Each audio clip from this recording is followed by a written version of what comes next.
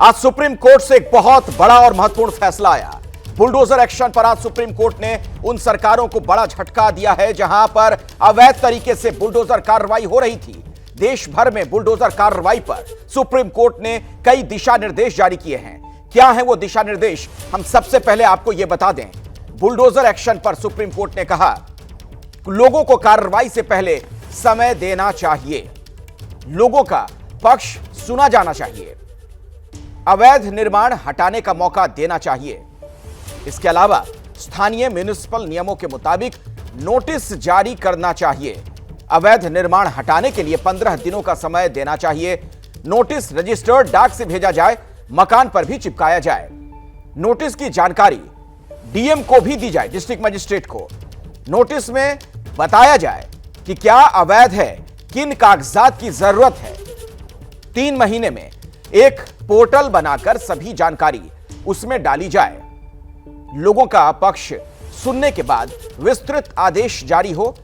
यह बताया जाए कि क्या नियमित करना संभव है, कुछ हिस्सा तोड़ना है या पूरा तोड़ना है। इसके अलावा कारण सहित दर्ज हो नोटिस के 15 दिन के भीतर कोई कार्रवाई ना हो। डिमोलिशन की कार्रवाई की बाकायदा वीडियोग्राफी हो। वहां मौजूद पुलिस प्रशासन के अधिकारियों के नाम दर्ज किए जाएं। अधिकारियों को यह बताया जाए कि अगर इन आदेशों की अवहेलना कर कार्रवाई करेंगे तो उन्हें व्यक्तिगत रूप से इसका भुगतान करना पड़ेगा। कहा यह भी गया कि लोगों को निर्माण हटाने का खुद मौका दिया जाना चाहिए। और यही नहीं, सभी राज्यों के चीफ सेक्रेटरी को यह आदेश भेजा जाए। यह बात भी इसमें साफ कर दी गई है। जो आदेश दिया गया उसमें सुप्रीम कोर्ट से की तरफ से यह बात भी कही गई। और डीएम 1 महीने में नोडल अधिकारी नियुक्त करें जो इन मामलों की निगरानी करे। और इस तरीके से यह पूरा आदेश हुआ। एक ऐसा आदेश जिसे ऐतिहासिक माना जा रहा है। इसी पर हम बातचीत करेंगे। हमारे साथ हमारे कई सहयोगी अलग अलग शहरों से जुड़ेंगे, उनके पास मैं आपको लिए चलूंगा। सुप्रीम कोर्ट से निपुण सहगल आपको नजर आ रहे हैं मेरे सहयोगी, जो आपको इस पूरे फैसले की बारीकियों से अवगत कराएंगे। लखनऊ से वीरेश पांडे आपको दिख रहे हैं। जयपुर से हमारे वरिष्ठ सहयोगी मनीष शर्मा भी आपको नजर आ रहे हैं। इसके अलावा भोपाल में आपको लिए चलूंगा अंबुज पांडे के पास। और पटना से मेरे सहयोगी शशांक भी इस वक्त मेरे साथ मौजूद हैं। लेकिन निपुण, सबसे पहले मैं आपके पास आना चाहूंगा इस सवाल के साथ, क्या खास इस फैसले में और क्यों यह झटका माना जा रहा है बुलडोजर एक्शंस के लिए? अखिलेश, आपके सवाल का जवाब देने से पहले मैं वो कविता पढ़ना चाहता हूं जो जजों ने, जस्टिस बीआर गवई ने फैसले की शुरुआत में पढ़ी।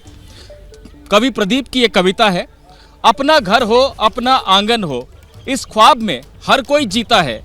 इंसान के दिल की ये चाहत है कि एक घर का सपना कभी ना छूटे। तो जजों ने इस कविता को सबसे पहले लिखा भी है, पढ़ा भी और लिखा भी है फैसले में कि घर एक सपना होता है इंसान का, वर्षों की मेहनत का नतीजा होता है एक आम आदमी के लिए।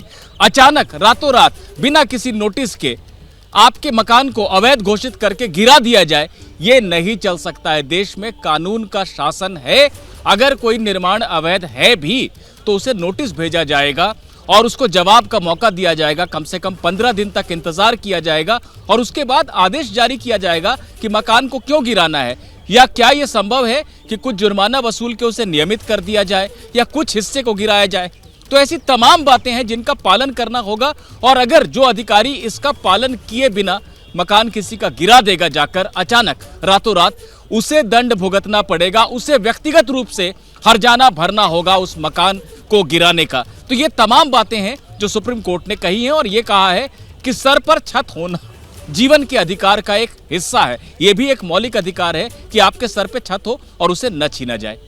बिल्कुल निपुण, मैं आता हूं आपके पास, आगे भी आपसे हम बातचीत करेंगे, लेकिन जरा आप लखनऊ भी चल लेते हैं। उत्तर प्रदेश की राजधानी लखनऊ, जहां से वीरेश पांडे हमारे साथ मौजूद हैं। दरअसल उत्तर प्रदेश सरकार में जिस तरीके से बुलडोजर एक्शन की कार्रवाई जारी थी, इसे एक तरीके का सुशासन का मॉडल तक मान लिया गया था। कई राज्यों तक यह चीज पहुंच गई थी। ऐसे में वीरेश, आज सुप्रीम कोर्ट का फैसला कैसे वहां देखा जा रहा है? जहां मैं खड़ा हूं, जिस प्रदेश में खड़ा हूं, यही बुलडोजर एक्शन के विमर्श का विषय बना हुआ है। और यही एक्शन और यही जो बाबा का शासन और बुलडोजर का शासन है उसकी गूंज पूरे देश में गुंजायमान है और कई प्रदेशों ने इसकी नकल की और कई प्रदेशों से यह मांग उठी कि बाबा का बुलडोजर योगी आदित्यनाथ की कानून व्यवस्था का जो तकाजा है और जो उनकी शैली है वो हमारे भी प्रदेश में काश होता तो ऐसी कानून व्यवस्था हमारे यहां भी देखने को मिलती।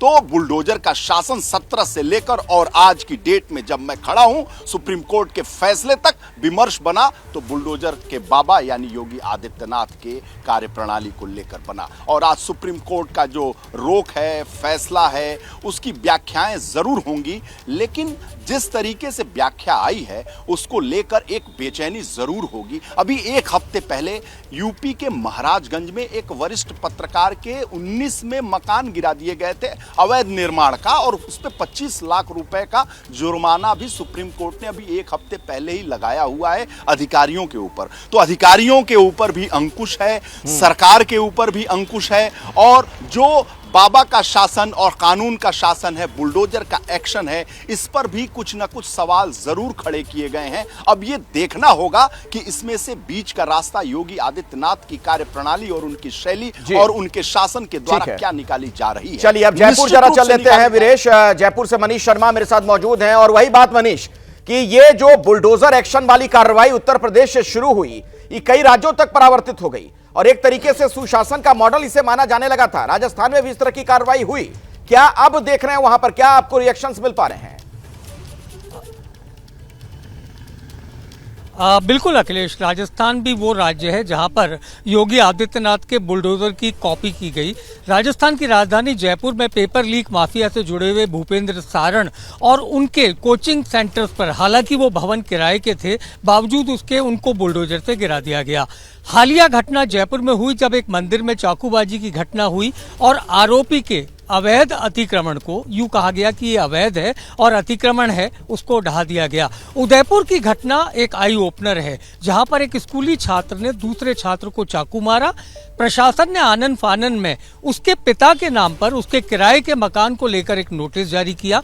कहा यह गया कि ये वन विभाग की जमीन पर है, हालांकि वो पूरी की पूरी कॉलोनी ही वन विभाग की जमीन पर है, लेकिन टारगेट किया गया उस बच्चे के पिता को जिसने चाकूबाजी की घटना में मुख्य आरोपी था।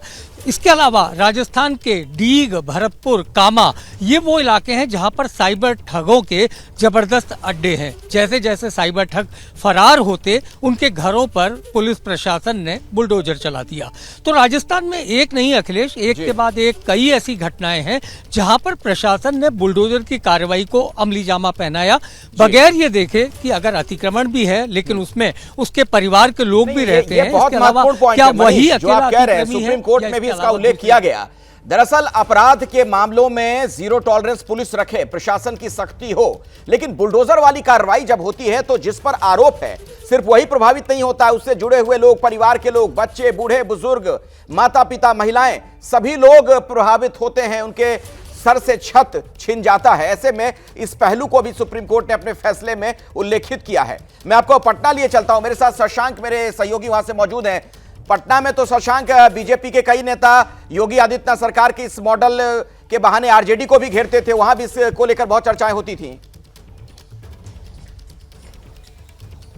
देखिए, बुलडोजर एक्शन पर सुप्रीम कोर्ट ने सीधा लक्ष्मण रेखा खींच दी है। किसी भी मामले में आरोपी होने या दोषी ठहराए जाने पर भी घर गिराना सही नहीं है, यह कानून का उल्लंघन है, सुप्रीम कोर्ट ने अपने आदेश में साफ कहा है। और ये बीजेपी के लिए बिहार में बहुत बड़ा झटका है। आए दिन जो बीजेपी के बड़बोले नेता हैं उनकी तरफ से बयानबाजी होती थी कि अपराध पर तभी लगाम लगेगा जब बुलडोजर एक्शन की कार्रवाई होगी, अपराधियों का एनकाउंटर होगा। बीजेपी के कई नेता बिहार में मांग कर रहे थे कि यूपी का योगी मॉडल लागू हो, लेकिन जिस तरह से आज सुप्रीम कोर्ट का डिसीजन आया है, बीजेपी के नेताओं ने चुप्पी साध ली है। जदयू जरूर खुश है, जदयू की तरफ से बार बार कहा जा रहा है कि बिहार में कानून का राज है और कानून के तहत ही कार्रवाई होगी और आरजेडी भी इसी के पक्ष में है। बिहार में हाल फिलहाल में कहीं पर भी बुलडोजर एक्शन देखने को नहीं मिला है। 2022 में जरूर मिथिलांचल के इलाकों में ऐसा हुआ था, लेकिन उसके बाद अभी हाल फिलहाल में ऐसा कहीं देखने को नहीं मिल रहा है। अखिलेश जी बिल्कुल। अब मध्य प्रदेश में कैसी हलचल है इस फैसले को लेकर ये भी जानते हैं। भोपाल से आपको अंबुज पांडे मेरे सहयोगी दिख रहे हैं। अंबुज, वहां से क्या रिएक्शन से क्या प्रतिक्रिया मिल रही है सुप्रीम कोर्ट के इस फैसले पर? जी अखिलेश, जिस तरीके से हमने देखा कि पिछले कुछ सालों में बुलडोजर एक्शन का जो मॉडल है वो पूरे देश में एक के बाद एक सरकारें उसको कॉपी कर रही थी, और मध्य प्रदेश में भी बुलडोज़र एक्शन हम लगातार देख रहे हैं। चाहे वो खरगोन की घटना रही हो, दंगे के बाद जिस तरीके का एक्शन हुआ, चाहे सीधी की घटना रही हो, या हाल ही में छतरपुर में जिस तरीके का एक्शन हाजी शहजाद के घर पर हुआ था, उसको लेकर के राजनीतिक बवाल भी हुआ था।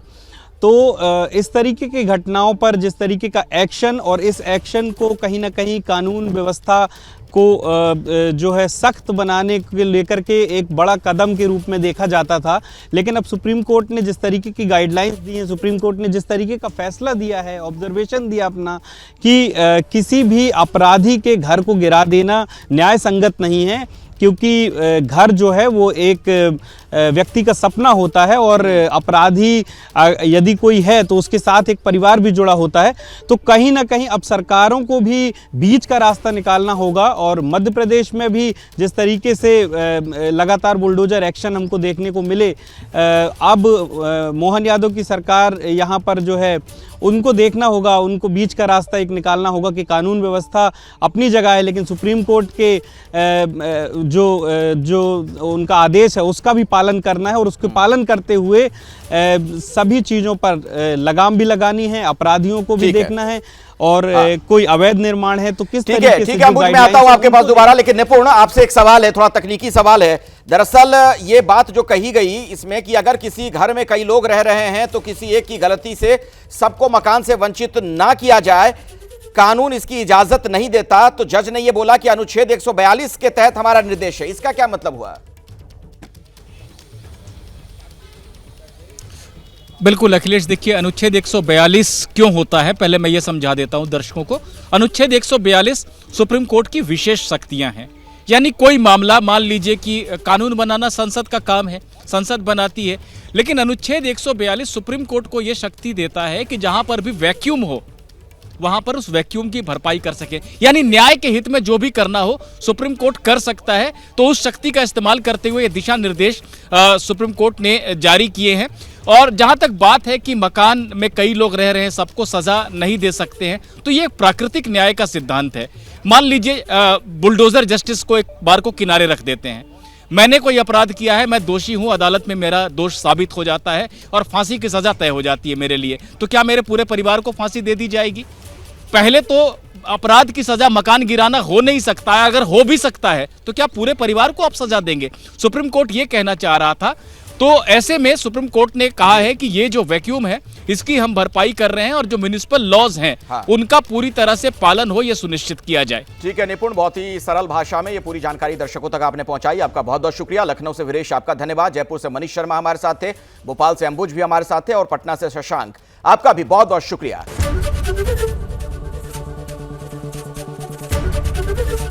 एबीपी गंगा, खबर आपकी, जुबान आपकी।